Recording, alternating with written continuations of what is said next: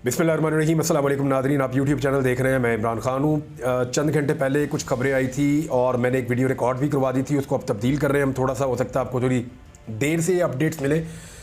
वजह ये हुई तब्दीली की कि पहले खबरें ये आई कि आज़ाद कश्मीर में सूरत हाल बेहतर हो गई है। आज़ाद कश्मीर के लोगों के सामने वहाँ की हुकूमत ने और वफाकी हुकूमत ने पाकिस्तान की सरेंडर कर दिया है, उनके मुतालबात को तस्लीम कर दिया गया है और जो दो बड़े मेन मुतालबात उनके हैं वो मान लिए गए हैं। यानी उनको आटा मिलेगा 1000 रुपये का 20 किलो, सब्सिडी उनको दी गई है। और दूसरा, उनको बिजली जो मिलेगी फ़ी यूनिट 3 रुपये, 4 रुपये और 6 रुपये तक मैक्सिमम उनको बिजली मिलेगी। तो सस्ती बिजली और सस्ता आटा, ये यूनिटी के साथ, इत्तफाक और इत्तेहाद के साथ जब लोगों ने मिलकर एहतजाज किया तो हुकूमत को घुटने टेकने पड़े। हुकूमत ने यह मुआहदा किया जो कौमी एक्शन कमेटी है उसके अरकान के साथ, और दूसरी तरफ जो काफ़िले थे वो जहाँ पे थे वो वहाँ रुके हुए थे और ग्रेजुअली आगे बढ़ रहे थे। काफ़िले मुख्तलिफ़ इलाकों से जो आज़ाद कश्मीर के निकले हुए हैं वो मुज़फ़्फ़राबाद की तरफ जा रहे हैं। मुज़फ़्फ़राबाद के अंदर भी जो है वो लोग एहतजाज कर रहे हैं और काफ़िलों के आने का इंतज़ार कर रहे हैं, क्योंकि असम्बली जो है वो मुज़फ़्फ़राबाद में है और इन काफ़िलों को वहाँ पहुँच कर धरना देना है और एहतजाज करना है। अब ऐसी सूरत हाल में हुकूमत ने काफ़िलों के पहुँचने से पहले घुटने टेक दिए, क्योंकि लोगों ने अपना हक छीन लिया।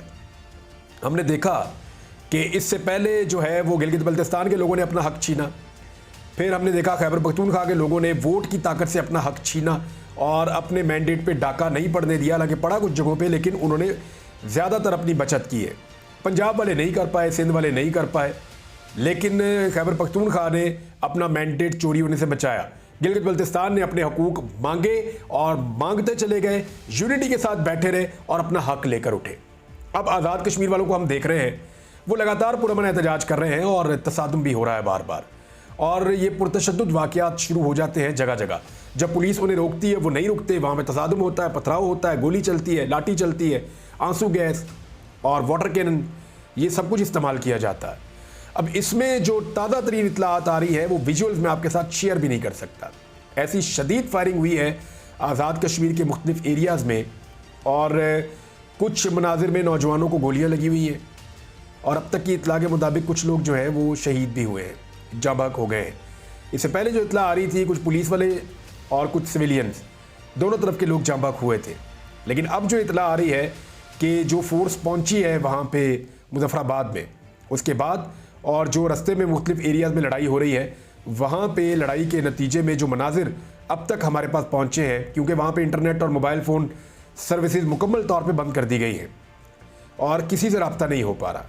जो क़यादत कल तक सहाफ़ियों के साथ रब्ते में थी अवामी एक्शन कमेटी की, वो अब सहाफ़ियों के साथ रब्ते में भी नहीं है। लिहाजा बातचीत के रस्ते भी अब बंद हैं, पता भी नहीं चल रहा कि क्या हो रहा है।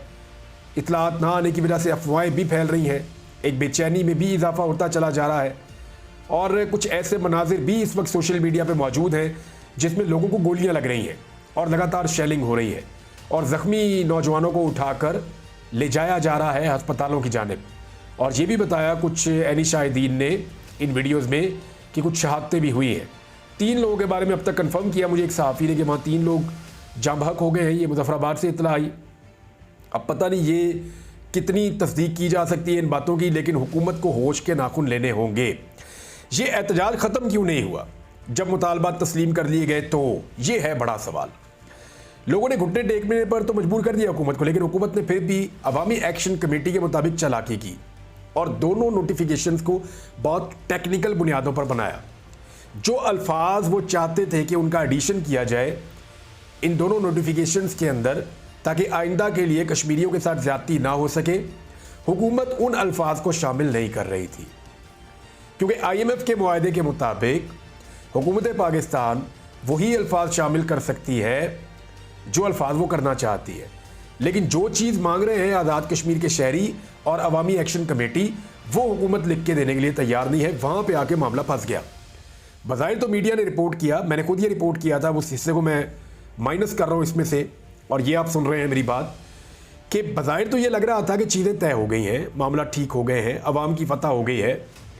लेकिन फिर हमने ये देखा कि ऐसा नहीं है, बल्कि अवामी एक्शन कमेटी ने फौरी तौर पे कहा कि नोटिफिकेशन उस तरह जारी करें जिस तरह हमें मुकम्मल इंसाफ मिले।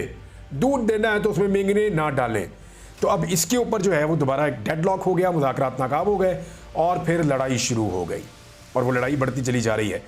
आज की रात जो है वो बहुत इम्पॉर्टेंट है और बड़ी खदशात बड़ी रात है। जब इंटरनेट बंद हो, मालूमात तक रसाई ना हो, चीज़ों का पता ना चल रहा हो, तो ऐसी सूरत हाल में वहाँ क्या हो रहा है हम नहीं जानते। लेकिन हम दुआ कर सकते हैं, उम्मीद कर सकते हैं कि जो है वो दोनों तरफ सेन अप्रोच होनी चाहिए, टेबल के ऊपर बातचीत होनी चाहिए और मामलात को इंसाफ के और कानून के दायरे के अंदर रहते हुए इंसानी हुकूक की बुनियादों पे हल करना चाहिए और कश्मीरी अवाम को उनका हक मिलना चाहिए। मज़ीद खून बहने की गुंजाइश नहीं है। दुनिया में बहुत बदनामी हो रही है पाकिस्तान की। FC और रेंजर की तैनाती जो है वो हो नहीं सकती लॉज के तहत, लेकिन इसके बावजूद लोकल्स बता रहे हैं कि वो वहाँ पे मौजूद हैं और तसादुम में भी शरीक हैं। तो और लगातार ये इतलात आ रही हैं, पूरा सोशल मीडिया इससे भरा पड़ा है। उम्मीद करते हैं कि हुकूमत इस मामले से निमट लेगी।